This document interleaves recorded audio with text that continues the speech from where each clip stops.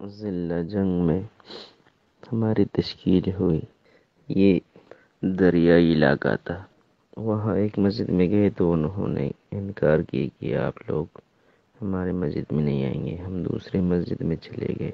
دوسری مسجد والے نے اجازت دے دی، لیکن آدھا گھنٹہ بعد پورا گاؤں اکٹھا ہوا، ڈنڈے لے کر آئے۔ سب سے پہلے ہمارے بسترے جلائے، اس پر پیٹرول ڈال لی اور آگ لگا دی۔ اس کے بعد ڈنڈوں کے ذریعے سے ہماری پٹائی کی، اور ایسی پٹائی کی کہ ہم میں سے کسی ساتھی کا بھی کپڑے سفید نہیں رہے، سارے خون سے لال ہو گئے۔ اور پھر کہا ہمارے گاؤں سے نکلو۔ ہم نے کہا اس مغرب کے قریب ہم کہاں جائیں گے؟ انہوں نے کہا سامنے بستی ہے، اس میں چلے جاؤ۔ ہم نے کہا ہمیں تو معلوم نہیں ہے، کہ دیکھیے اسی رستے سے سیدھا جاؤ۔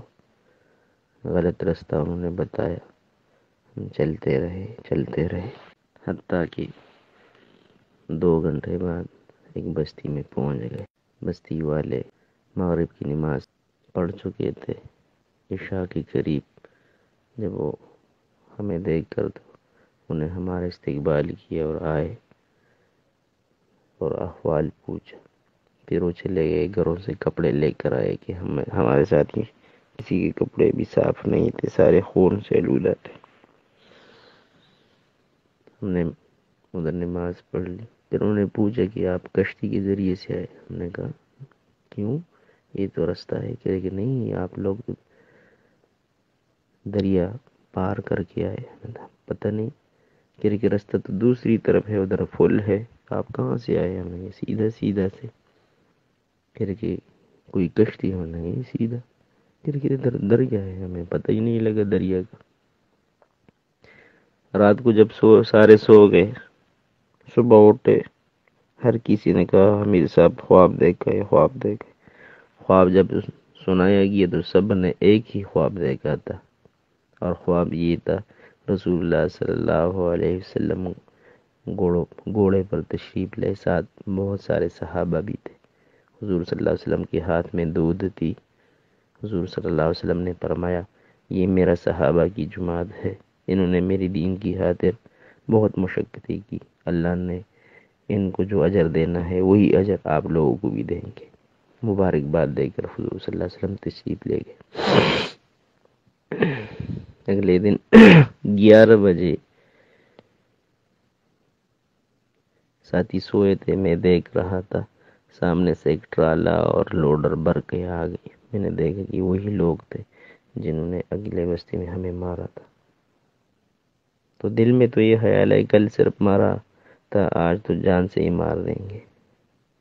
میں آگے بڑھا تاکہ دوسرے ساتھیوں کو کچھ نہ کہے، تو ان کا جو چودھری صاحب جو بڑے تھے وہ آگے اور پیروں میں گر گئے، معافی مانگنے شروع کر دی۔ میں نے کہا بھئی کل کا کیا ماجرا تھا اور آج کیا معاملہ ہے؟ کہ آپ جیسے ہمارے بستی سے نکلے اور آپ کا آخری ساتھی جیسے ہماری بستی سے نکلے تو ہماری 19 لڑکیاں پاگل ہو گئی، کپڑے اتار دی اور ننگے گھر سے باہر آ گئے، اور 43 لڑکے پاگل ہو گئے، کپڑے اتار کے باہر آئے۔ تو کوئی مہمان آئے تھا گاؤں میں، انہوں نے بتایا کہ اللہ کے مہمانوں کو، تبلیغ والوں کو تم نے پریشان کر دیا، مارا، جب تک وہ معاف نہیں کریں گے تو اللہ کی یہ عذاب ہے۔ سارے ساتھیوں نے معاف کر دیا، اور ان میں سے 4 جماعتیں، اس میں 25 منٹ بیان کیا، 4 جماعتیں نکلے جو اللہ کے راستے میں 4 مہینے کے لیے نکل گئی۔ یہ آپ کو تھوڑی سی کارگزاری سنا دی، اس لیے کہ اللہ سبحانہ وتعالی نے مسلمانوں کو ایک بہترین کام دیا ہے، اللہ کا پیغام سنانا، اللہ کی دین کی طرف لوگوں کو راغب کرنا، لوگوں کے دل میں اللہ اور اس کے رسول کی عظمت کو بٹھانا، ان کی سنتوں کا، دین کا عظمت بٹھانا، لوگوں کو جہنم کی آگ سے بچانا۔ یہ محنت انبیاء کی محنت تھی، ہمارے نبی آخری نبی ہے، اس کے بعد کوئی نیا نبی آنے والا نہیں۔ یہ مبارک محنت اس امت کے ذمے ہے، اور یہ کوئی بوجھ نہیں ہے، یہ اس امت کی سعادت ہے۔ جتنا ہو سکے ہم اپنی صلاحیتوں کو اس محنت میں لگا دیں۔ والسلام۔